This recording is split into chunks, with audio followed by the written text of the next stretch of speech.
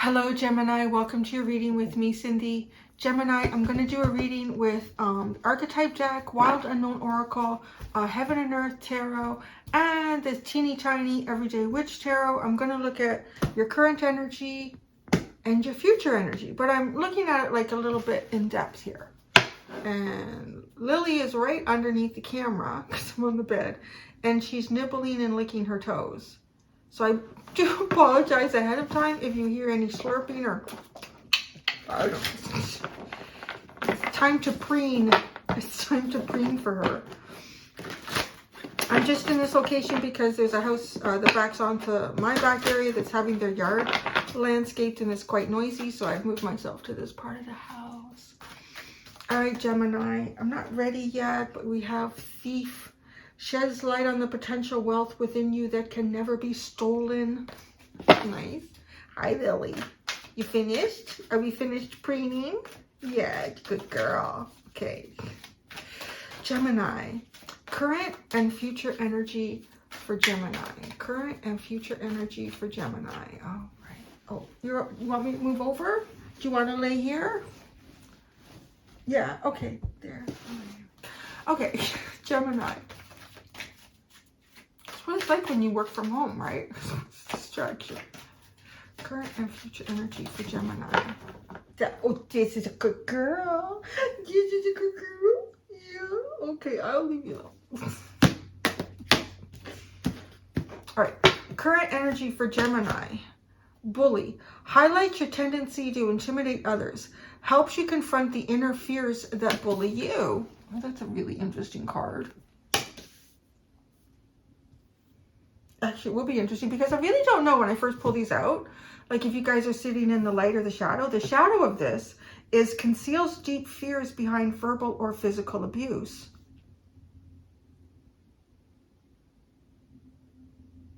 It almost looks like either way, this is showing up for you. If it conceals deep fears behind verbal or physical abuse, you could be concealing yourself, maybe, like kind of hiding away because of things that you've been through, like if you've been through some verbal or physical abuse in the past. If it's in the light attribute, you might be kind of coming out as a bit like intimidating to others right now, or trying to intimidate, but this is your way of it's actually like helping you confront your inner fears, like standing up for yourself. So it almost feels like this card, you would at some point have been in the shadow, whether you're there now or you're working through it. But this is like a working through it energy. So, and kind of in a way, like if you've been victimized in some way, if you've been I guess bullied is the easiest way to describe that, and like you're dealing with that. So in the future, you are monk nun energy, selfless devotion and single-minded dedication to spirit. That's in the light. In the shadow, negative judgment of the physical world, excess piety. Piety. Why do you always hear these words in your head and then you go to say them and they don't come out? Oh my God. The bottom. Wow. Victim teacher. Prevent you from being victimized or victimizing others. And then the shadow is playing the victim for positive feedback in the form of pity, inability to maintain personal boundaries. And then teachers at the bottom of that, light, ability to communicate knowledge, experience, skill, or wisdom. Shadow, manipulating or abusing students, teaching negative traits and destructive skills. Wow, this is some energy that we have here. What is going on?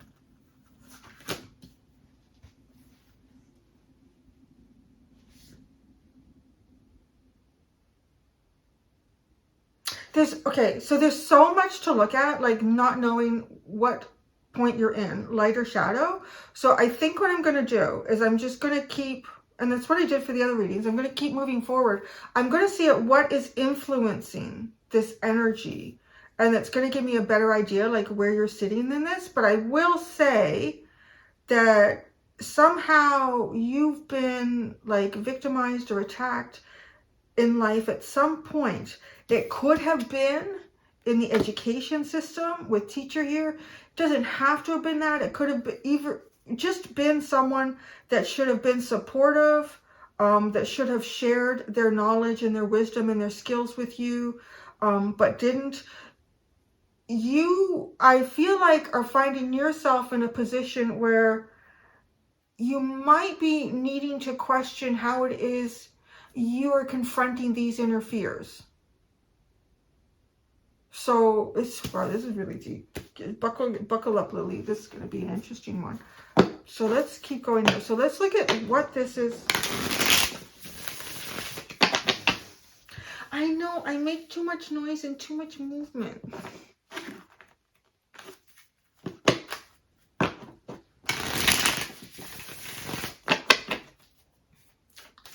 All right, so too many cards. Lord, it was interesting. The fire ant was underneath that.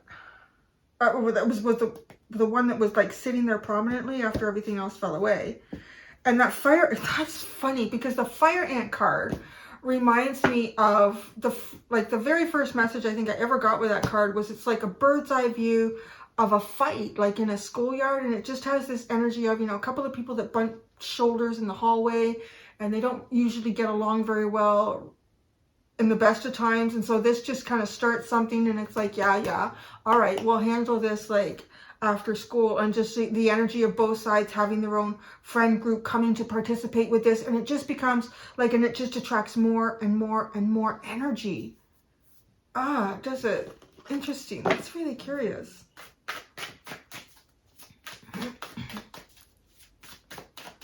So influence. What is influencing this?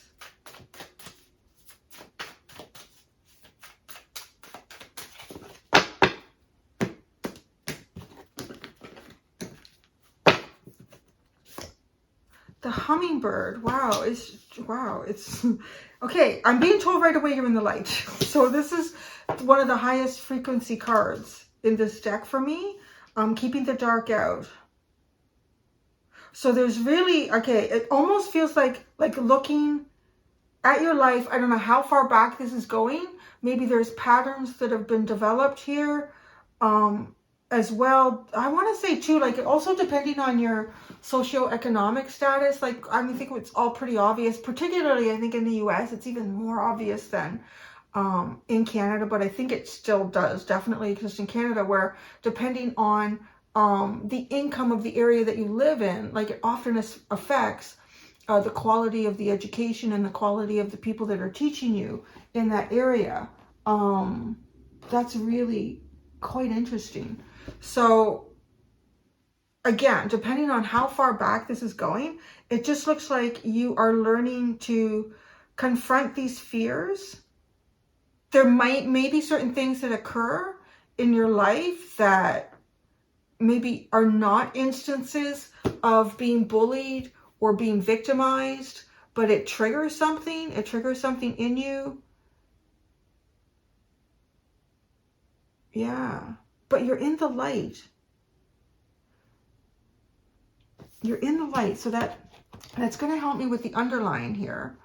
Prevents you from letting yourself be victimized or victimizing others. That's in the light. Ability to communicate knowledge, experience, skill, or wisdom. So this in itself just feels like instead of looking at the problem and focusing on the problem, if there is an instance where it feels like there's injustice or something isn't quite right, instead of like focusing on that, or even perhaps like attacking it as like the energy of a bully might, I want to say is utilizing the knowledge of that and how to work beyond it, and exercising that knowledge and demonstrating it, articulating it, turning this into a skill, being able to see, perhaps even, it's really hard to say. I mean, if you're talking about like childhood victimization or traumas involving adults, I really can't go with the, see the role you played in this. That doesn't really work. I don't know. Maybe at some point Spirit will change my view on that one, but I don't see how that works. Okay, so let's look. Now that we know that this is in high frequency, you're not letting the negativity affect you. with this card. Like working to keep light. Working to keep out the negativity. The Monk Nun card. So if you are in the light, I'm hoping you're staying in the light. Guessing probably are. Selfless devotion and single-minded dedication to spirit. You're the one leaning against me.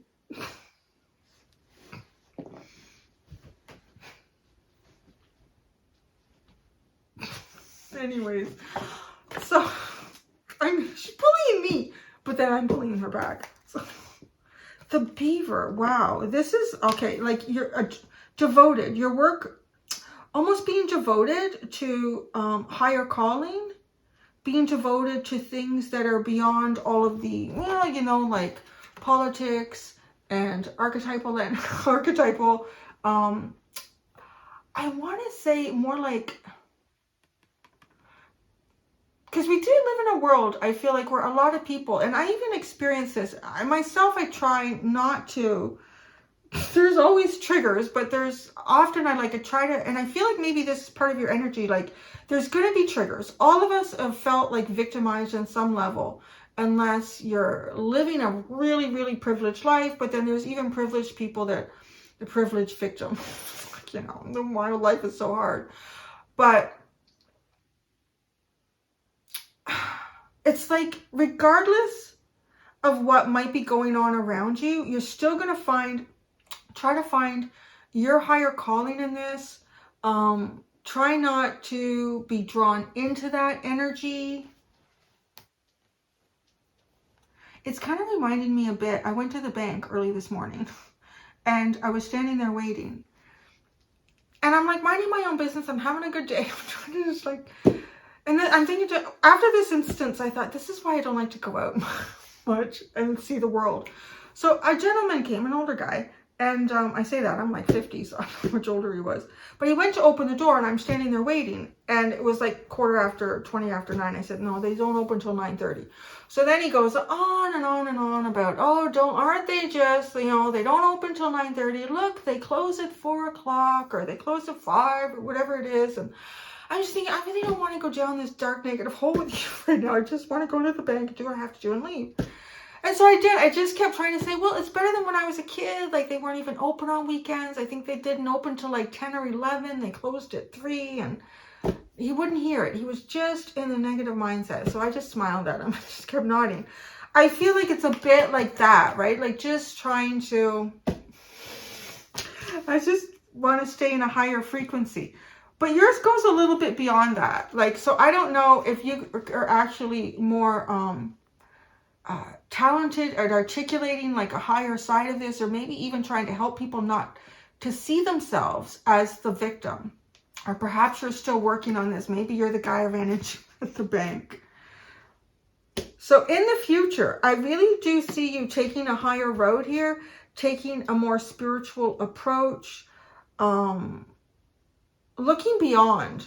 But I mean, like, this is devoted, and it even says selfless devotion. The beaver is just such an incredibly devoted archetype of itself in what it does. It's an architect of devotion in building things. So, a very spiritual calling, the bear, the cheetah, just like rushing out of hibernation. Just like just rushing out of a hibernative state.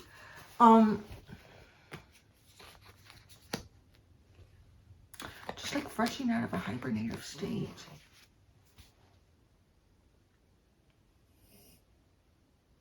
I really have to say, your energy,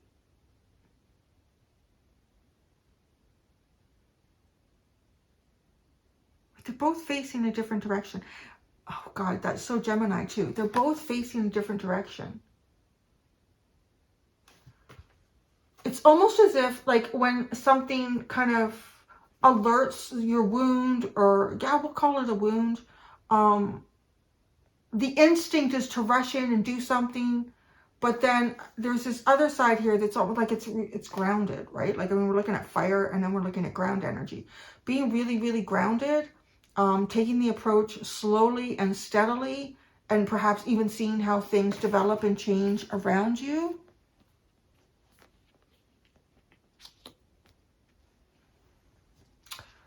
Let's go to the tarot and see where this, we're going to put tarot cards to all of this.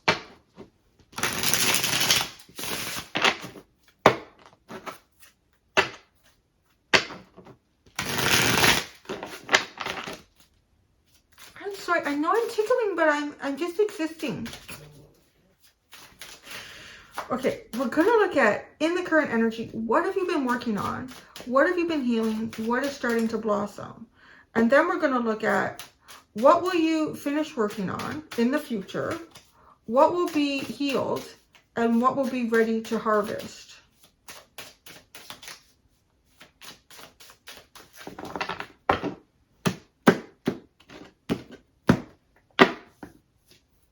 What have you been working on? The Page of Swords. Gosh, getting yourself out of the dark, complex labyrinth of life, or parts of life that are being represented of that. But it's what you've been working on too, is like what you're watching, how you're learning, what you're learning about what you observe, the information that comes your way. But this is, to me, like, this isn't like deep, penetrative knowledge. It's sort of like on the surface level with the Page of Swords, somehow that you're gathering information. So you've been working on that, like the way you gather information, how you kind of assimilate it into your mind. What have you been healing? The Five of Wands, conflicts. Gosh, it could be like how you interpret conflict, how you identify conflict, even within yourself, in situations that you find yourself in. What is starting to blossom, wow, is the Lover's you. You're starting to blossom here. But blossom in a really beautiful way. Oh, these two trees just look so great. Now, this is interesting. Because we're talking about, we look at this like these birds are fighting in the forest. They're fighting over twigs. But these two trees, instead of fighting for space, they're supporting each other in their space. Their root system is intertwined. My leg's going numb, Lily. Their root system is intertwined. So that's what's starting to blossom here with you, is perhaps like deeper connections, identifying, like there's some sort of wound going on here. It's making me think of shit. To be honest with you, it's making me think of shit. Like with this, oh my gosh, it totally is. There was one gym teacher, not Mr. O'Brien. It was really nice. Another one. Anyway, so what will you finish working on in the future? The Seven of Cups. Gosh, you're heading the clouds. Not necessarily like, maybe like fantasies and dreamlike states, like harnessing that a little bit better. But this just feels like almost being like elevated into something that you're really not meant to be elevated into, and finding your way out of that.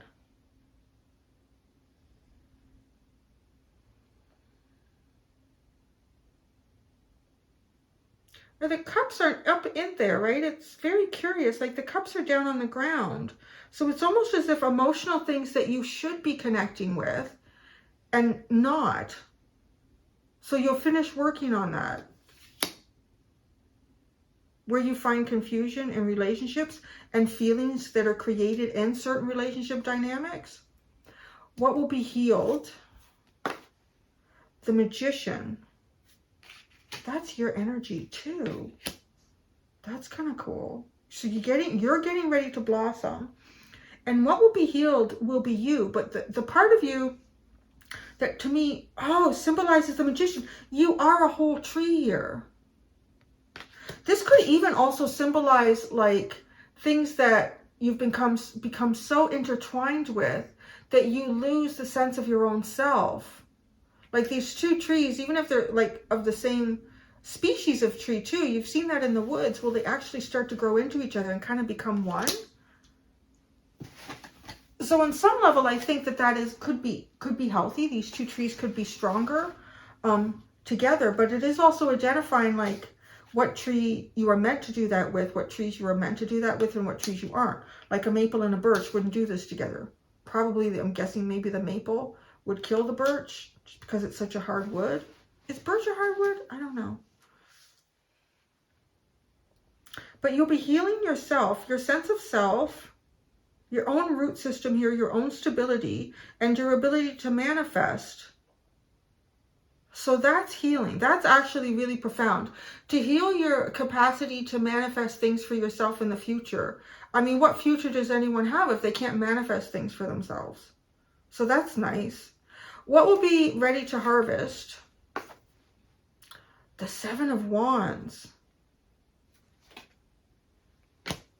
I was very curious because there's something here about you healing and working on your wounds.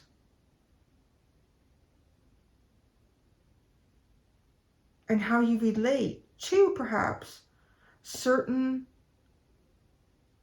social situations, social dynamics. And then the Seven of Wands is like, right, kind of being defensive and protecting yourself.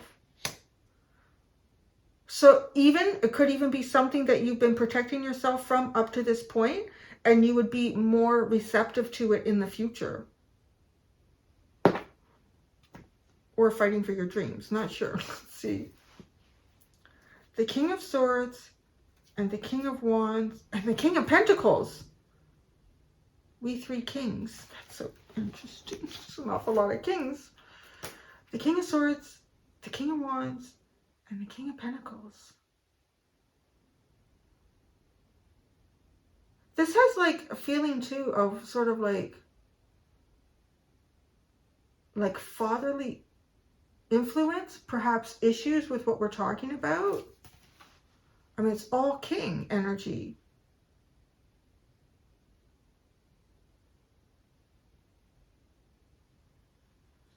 If we look at this king, the King of Swords is standing. He's standing at the top of this labyrinth area. He has found the high point in this. So that's what you've been working on. It's trying to truly understand the clarity. I'm just going to say relationship. I mean, unless you grew up with wolves in the woods, your environment, if you were bullied in it, would have been from animals. I'm guessing that with people in some level. So the King of Swords, though, he's standing, he has the high ground. He can see. He has,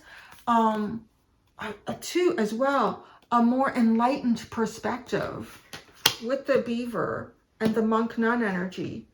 The King of Wands, he's totally, I want to say, in control of his emotions and his reactions, his drive, his passion, and what governs that and what allows it to move forward or doesn't. And this is also speaking of this shift here. The fire to the earth. Then you have the King of Pentacles. The King of Pentacles.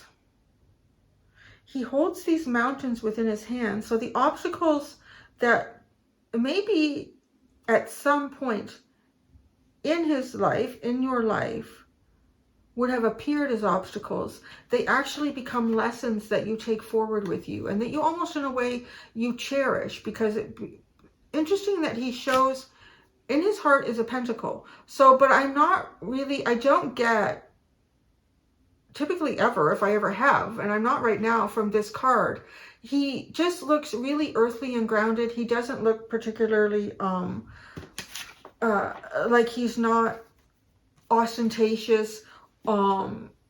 He's not basing his life based solely on monetary gains, monetary wealth, which you could say, well, your heart is made of a coin.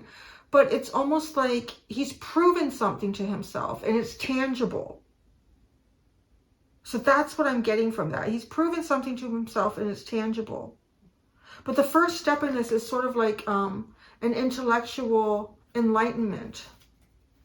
But I want to say, I mean, like with what I'm seeing here, it's almost like you have to step outside of yourself to do that. And you also have to witness experiences that are not what you've experienced, right? Like, because if you've always experienced the same environment the same outcome in a particular environment over and over and over again, it's totally natural that you're going to expect that over and over again.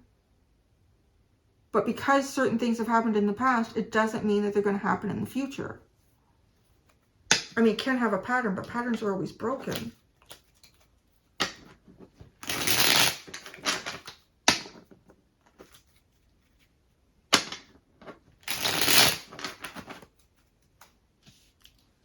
All right. The bully energy currently is the Eight of Wands. It's interesting, right? Because all these sticks are not going in the same direction.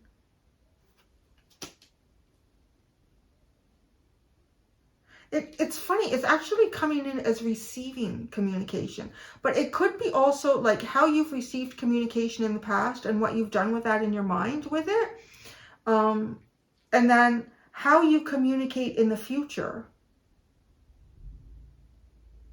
Because these sticks are all going in a different direction, it feels as though perhaps there could be times where you have communicated and this communication has been intimidating to others, but it's almost like it's a protective mechanism and you may not even realize you're doing it.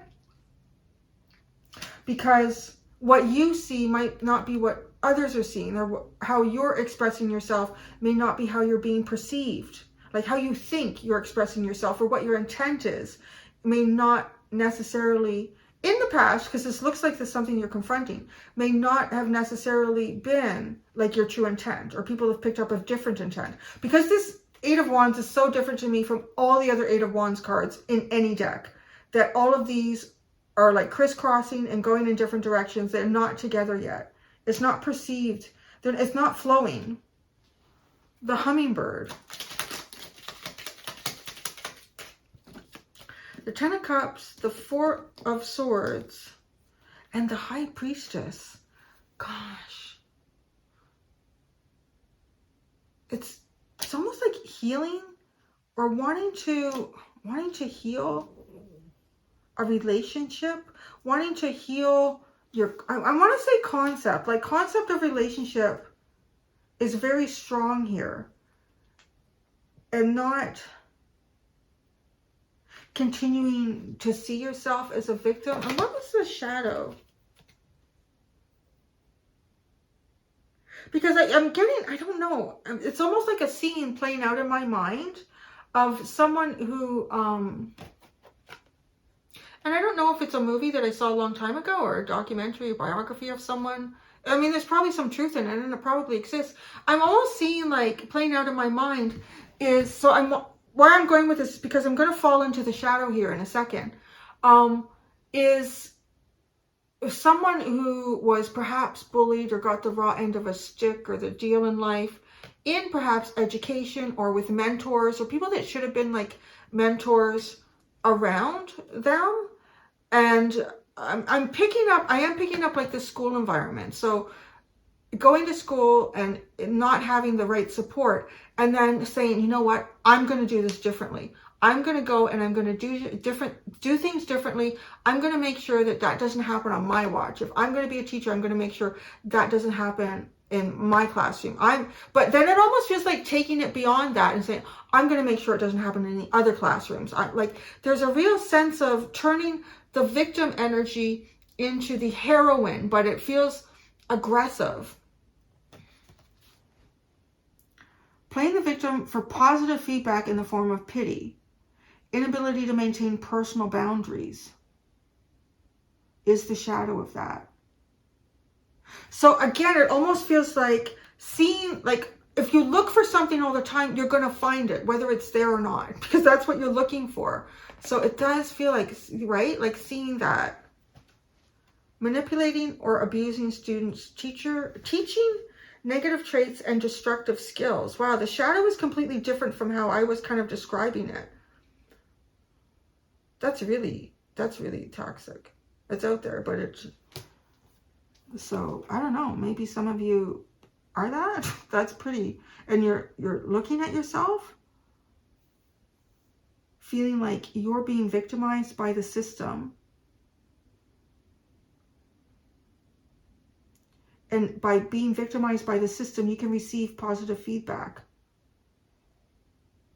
But then you're receiving things from outside of you, right? Receiving things from outside of you to make you feel better. But like, right, okay, now I'm really looking at this image. She's putting her feet in this water, and this water looks particularly cold. So she's cold.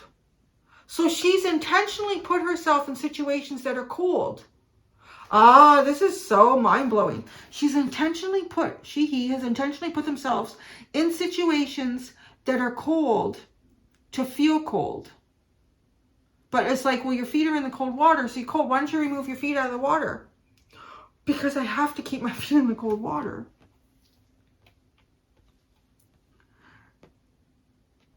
And then manipulating or abusing students.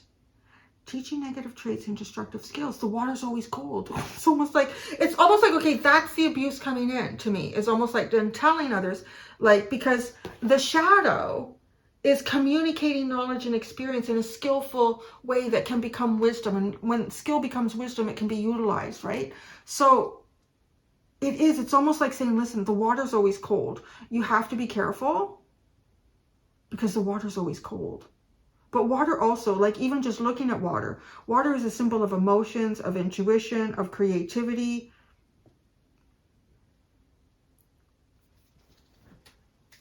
These readings are so deep this week. I did not expect that. All right. What have you been working on? The Page of Swords. The Page of Swords. The Page of Cups. It's seeing the purity in the water. It's seeing like the innocence and purity in the water. Identifying that. Goodness.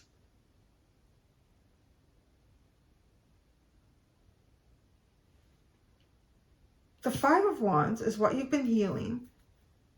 It's almost like fighting over resources, these two birds. The Two of Wands and the Nine of Pentacles. Fighting over resources is what you've been healing. And that, I feel like healing that enables you to dream. Like, this is not a victim, the Nine of Pentacles. The Nine of Pentacles is taking control over their life. The Nine of Pentacles is responsible for their life. The Nine of Pentacles is utilizing the things that they've learned about perhaps when they were younger and victimized, but like trying to see themselves beyond their own wounds. Fighting for resources. I mean, so that even in its sense. There could have been times in your life, again, I don't know if I'm picking up for people like that grew up in more impoverished neighborhoods. I mean, it's interesting because even myself, like, I was first, well, as a baby, and then, well, I was in this Jane and Finch area in Toronto, and that it became much worse later than what it was when I was first there. But it is a very difficult area, and there's not a lot of money there. And then I went to, I was like, it kept going up one little level, and it was interesting because there was definitely a switch in the schools doing that. So the next one was where I was in kindergarten to grade 1, and I didn't learn how to read.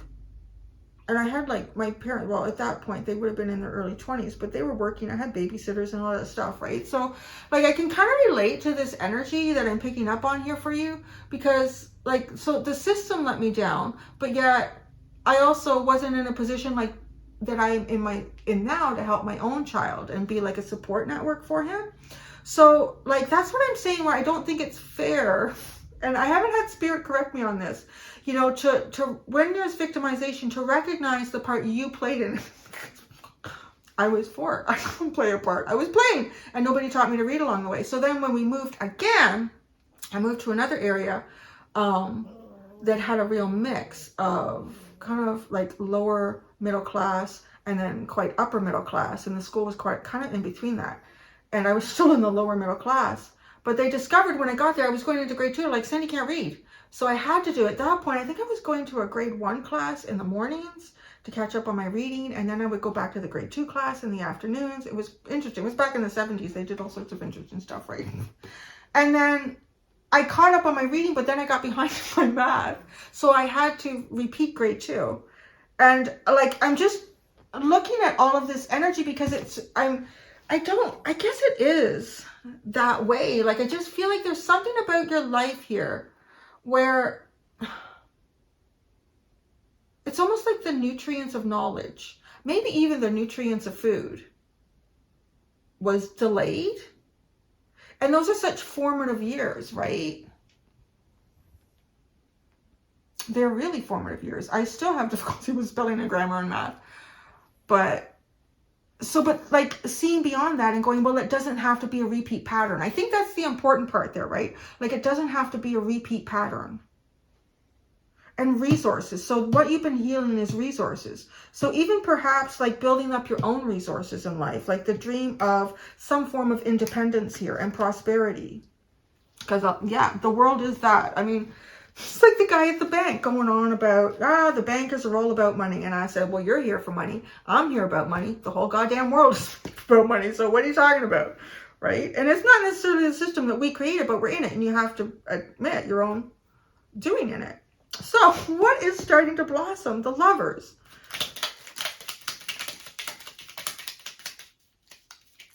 Goodness, look at this.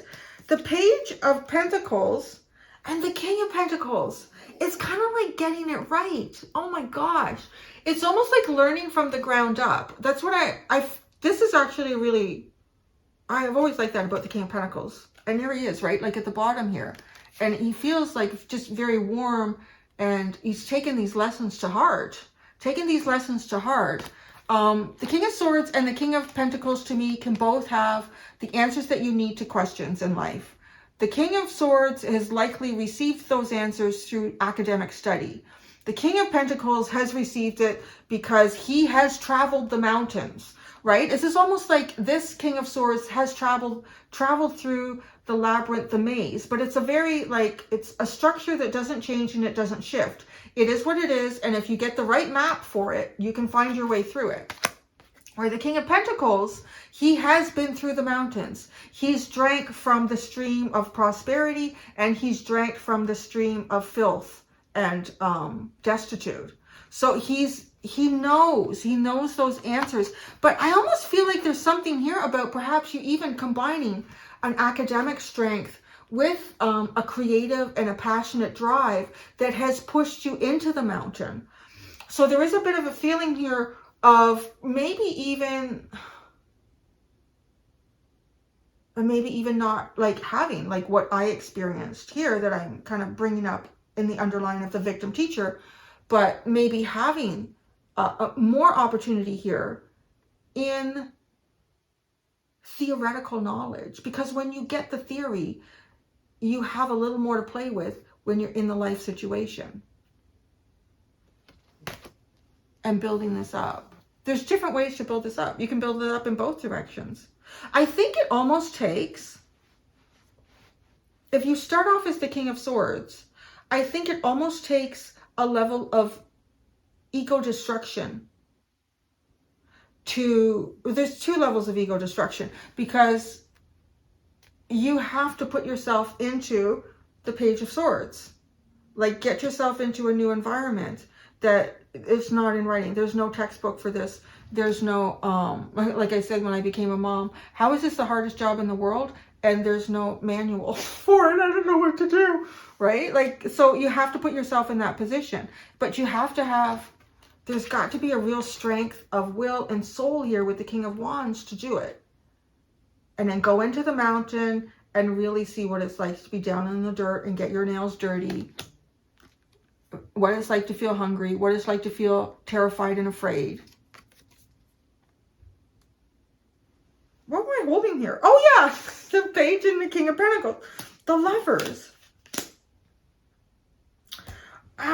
So again, I feel as though you're, I want to say, be the leader that you always wish you'd had in life with this page and the King of Pentacles.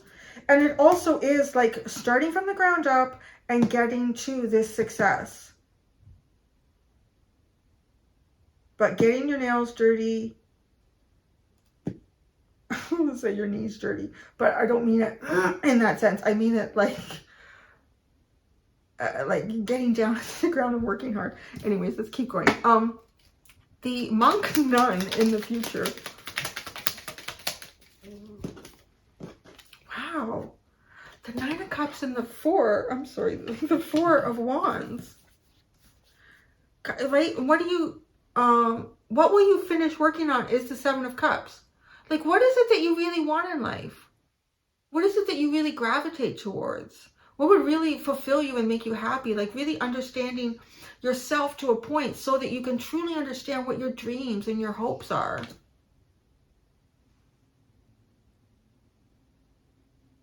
Seeing the celebration where perhaps in the past you may have been defensive towards certain energies. You may have been suspicious towards certain energies.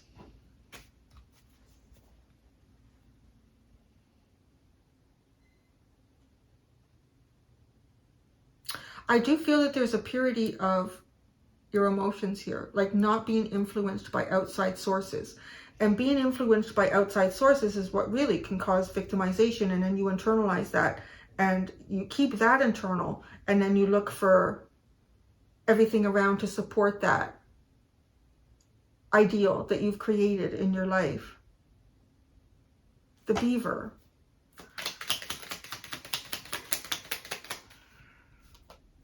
The Four of Pentacles and the Seven of Wands. Gosh, it's almost like a devotion to the things that you would rather ignore, that you would prefer to ignore. A selfless devotion to the things that you would prefer to ignore. What that is in your life, I don't know. It could be very specific.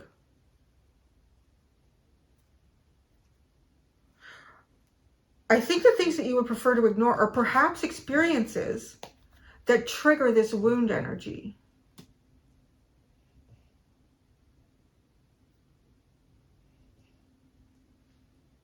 So the Seven of Cups, what you will finish working on. How would I'm shuffling it funny. What came out here? I think the Knight of Wands, the Hermit, she's snoring. The King of Wands, the Emperor. I think the Empress came out last, or this flipped. The Six of Pentacles and the Empress. My gosh, talk about... Okay, the Knight of Wands with the Hermit. That was just, this is literally that energy. It's totally literally that energy. So it's getting your drive together, but getting your drive, like really finding it inside yourself. Realizing what it is that you need inside yourself that needs to be fulfilled, that you can't find this fulfillment out of yourself, outside of yourself. And the King of Wands, there he is. Now he has a plan outside of himself. Him and Mr. Cuddles are off to do something. Mr. Cuddles. Well, I'm going to tell you my secret at the end of this reading, okay? So, ready to go. Six of Pentacles, having more than enough to give. And the Empress, gosh, it's like you shine. You shine in this. You hatch out and you absolutely shine. You become whatever it was that you always hoped for and wished for. If you wanted to be like rescued by something, you rescue yourself, ultimately. The Magician, what will be healed? The Judgment card, the Queen of Swords, the Ten of Wands. The tummy.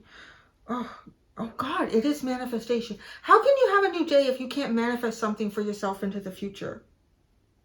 And you're going to see all the burdens that perhaps you've even put in front of yourself. All of the obstacles and roadblocks that you've created for yourself in terms of perhaps avoiding situations or avoiding scenarios, avoiding relationships that feel like they're triggering some sort of past victimization in your life. And this could even be things that you witnessed. Maybe you weren't even victimized in life. And I could see that with the King of Swords, right? Like seeing that. Actually, this reminds me right here of a neighbor that I had. Their daughter, she was just something. And they were really, actually, he was a corporate lawyer, which is her dad. But they were the nicest people. They really were. And they were so down to earth. And they were really, really kind, generous people.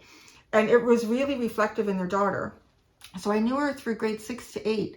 And so she was in the very expensive neighborhood.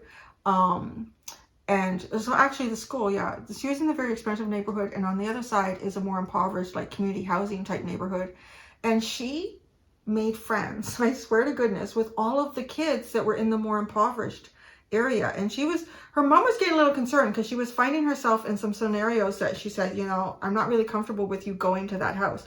And it was legitimate because it was a single mom with an abusive ex-partner that would come by, and she didn't want her daughter to be hurt or anything, obviously, right? But that's what I see here. Like, this is the energy of that too. Like, that's an archetype of someone who sees victimization, and is inspired to want to even show friends like a better way, or try to elevate them in some capacity. I mean, I don't know where that goes down the road. It is even perhaps being from a privileged standpoint. The King of Swords does see things beyond his own situation. What was I doing? Oh yeah, so we're going here. I just keep getting pulled into so many energies in this reading. It's really something else. What will be ready to harvest for you? The 7 of Wands in the future will be ready. Wow, I really bent the shit out of that. That's the 7 of Pentacles. So maybe you'll only come up with one more new plan in life here. Almost bent that so it couldn't work. You're going to have, okay, instead of being defensive, this is interesting. So in the future, if something triggers you, instead of like blocking it or being defensive, you're going to recognize it as an opportunity to make a new plan. An opportunity to reassess how far you've come up to this point. Is there something that maybe you need to change?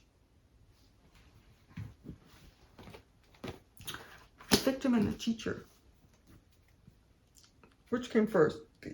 That's interesting. Which came first? Like the chicken or the egg? That seems like a deep philosophical question. The victim or the teacher? Which came first? The victim. So I just said the victim. Maybe that came first. The victim.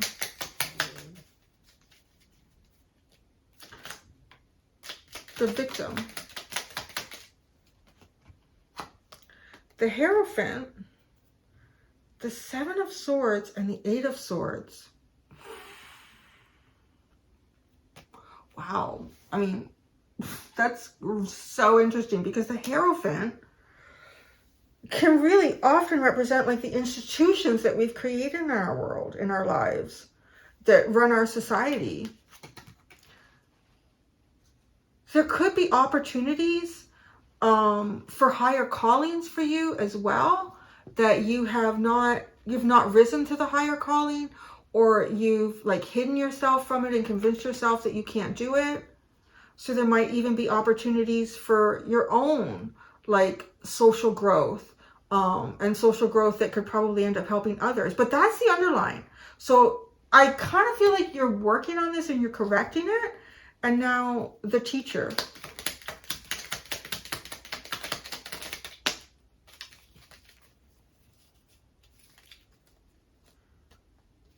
Two of Cups came out first. The 5 of Swords. The 3 of Cups. And the Ace of Cups. Oh my gosh. It's like cutting off your nose to spite your face. Throwing the baby out with the bathwater.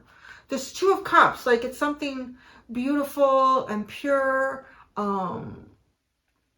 Typically, like it would just be like two people that really understand each other, really communicate well. They have the same emotional guidance system, and they help each other. They reciprocate these energies and these emotions. But the 5 of Swords is like cutting that out regardless. Gosh, cutting it out because you just have to cut it out. And then but then it's so like energy comes back together again with the Three of Cups and then the Ace of Cups, and everything feels beautiful and pure. Yeah. Wow. So it does feel like too, like cutting things out of your life that could have possibly been higher opportunities for you, higher callings, hiding yourself from them, even if these things had the potential to be enormously wonderful. But I see like a transformation here. Oh, yes. Temperance, and that's all. It's just temperance. Balance, alchemization. Yeah, this is there's like serious alchemy that would go on in this energy. Because these are not easy things to get, like, you know, to work through.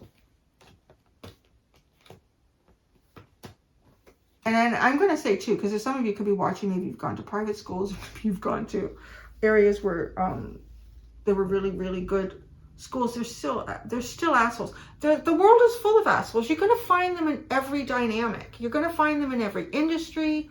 You're going to find them everywhere. People who are run by their egos, people who really honestly couldn't care less except elevating themselves and pushing others down.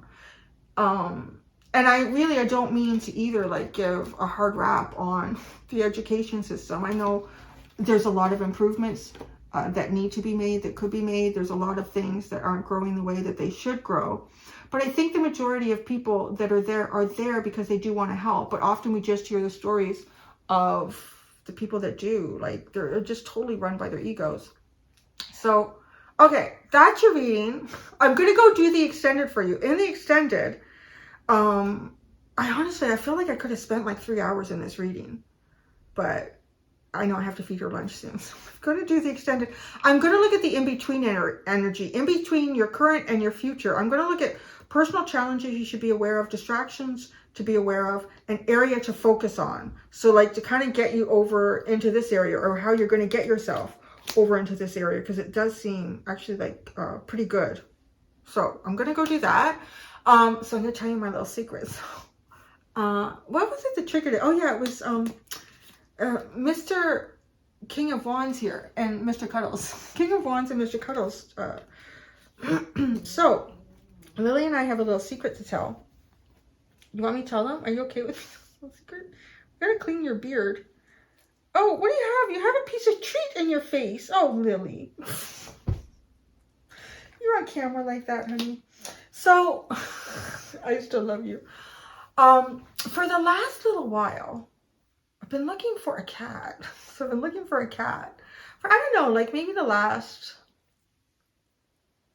2 years or so. My son has been really curious about getting a cat. And I've kind of thought that it might be a nice little companion. The look I'm getting. No, we're going to tell them the whole story and how this is going to work. So even like a little companion for Lily, like if it was the right cat, that's the key, right? So I would never get another dog because she couldn't handle it, and she is my number one, right? Yeah, you're my number one, and that could never change. I know. Yeah, I know. So I would never do that to her. I couldn't. But I thought maybe a cat. So I've been looking for a little while. I even reached out to, well, during the pandemic, there was like none available. There was like no cats available. It was, I don't even want to get into that now though, because all the shelters are overflowing again, because people again are assholes. They get something because it appeases their desire at that point in time. And it's not going to work for me anymore. I'm going to dispose of it. Talk about victimization, right? Like some of these animals, how does that make an animal feel? Like that they have a tribe, they have a family, and you don't have time for me now, so I'm going to go in a cage and wait for someone else to find me that has time for me. So anyway, so getting on that tangent, like when you make a commitment to a life form, you really better be committed to that life form. So, but what I'm going to say is I have to balance something that I'm going to try out here. So I found, oh, you know what? I'll put his picture at the end. I'll put his little rescue picture at the end. I did find a cat. He's about 1 year old.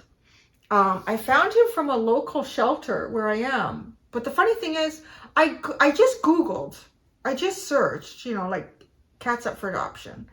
And I wasn't really looking for a kitten because I thought I really don't know how much time I can invest in in that would be a commitment. I think that is more than I can handle.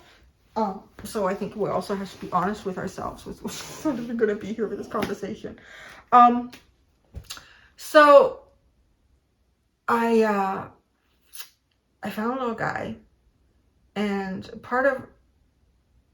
so I found him through PetSmart's website, which then took me to Adopt a Pet, I think it's called. But then Adopt a Pet took me to this other local site, and I'm not going to say it because I don't want you to know where I live. But so this local site, which I didn't realize was started like 3 years ago or something like that, and they specialize in rescuing animals in other countries. I didn't know that. And because I had looked at a posting of this cat's, I guess, adoption page, and it was like reposted 3 times and I didn't really get to the original source. And on the post that I was looking at, it said that yes, he was good with dogs, and no, he was not good with other cats. Yes, he's good with kids, and he was just found starving and terrified on the streets. So I'm like, oh, he's got, like, that was one of the keys of what I was looking for here, was a cat that would be good with a dog. That's important to me because I don't want her life to go downhill in any way. I would not. That's not right. I don't believe in doing that. So I reached out, I filled out the application, and then how did it go? I don't know. I'm not going to get too into the details because it just takes a longer time. Long story short, I finally got to the originator, the original source that had the post, and it's this animal shelter. They also do shelter animals like locally.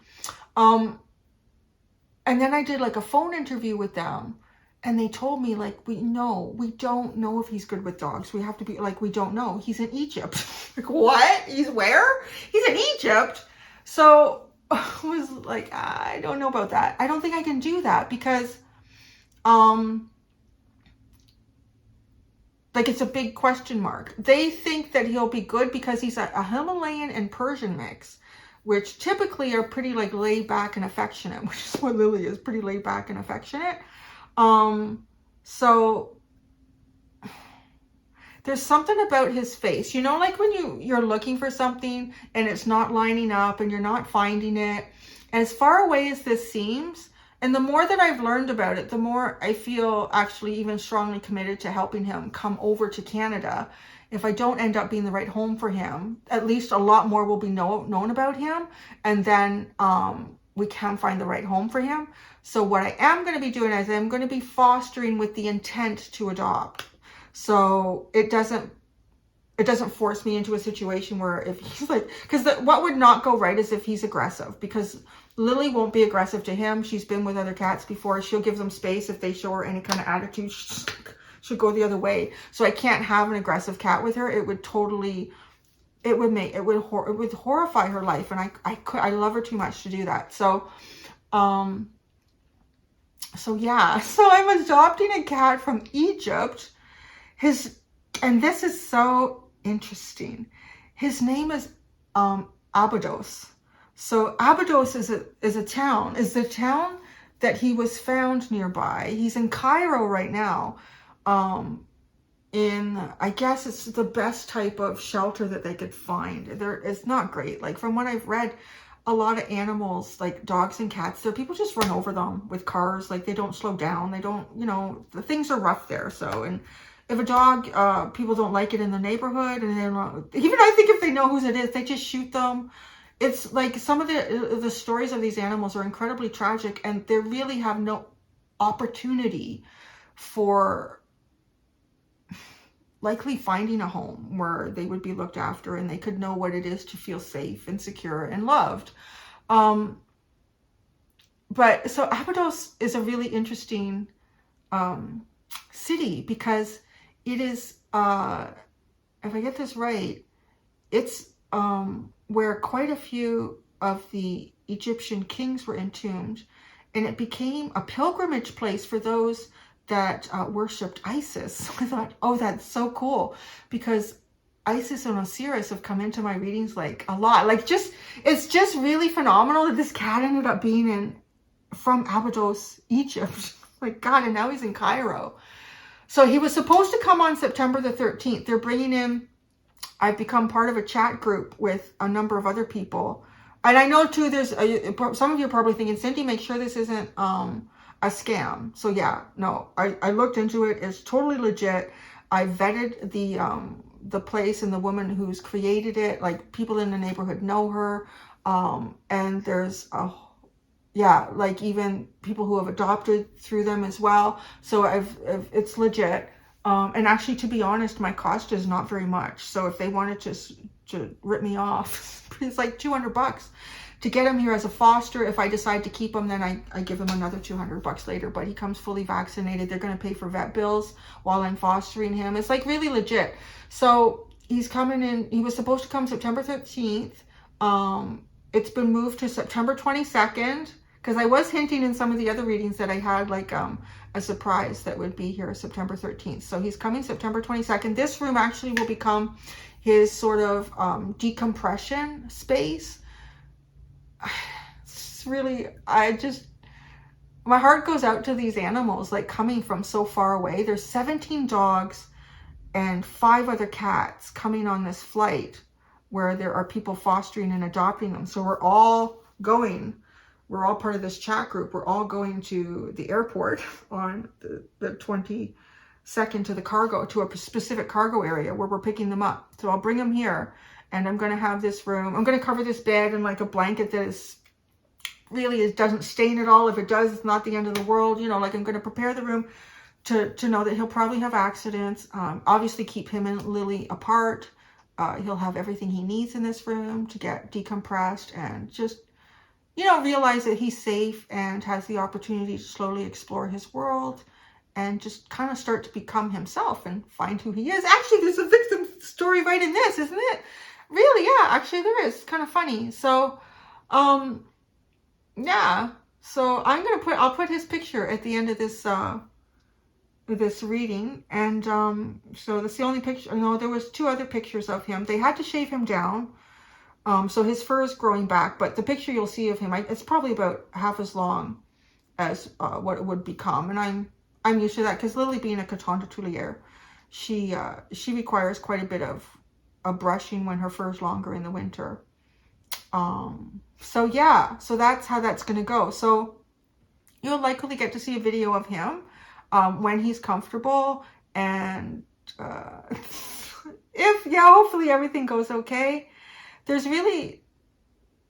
just have a really instinctively good feeling about this. Whether that is that I just serve as his portal to find the right home for him, or he becomes the right home.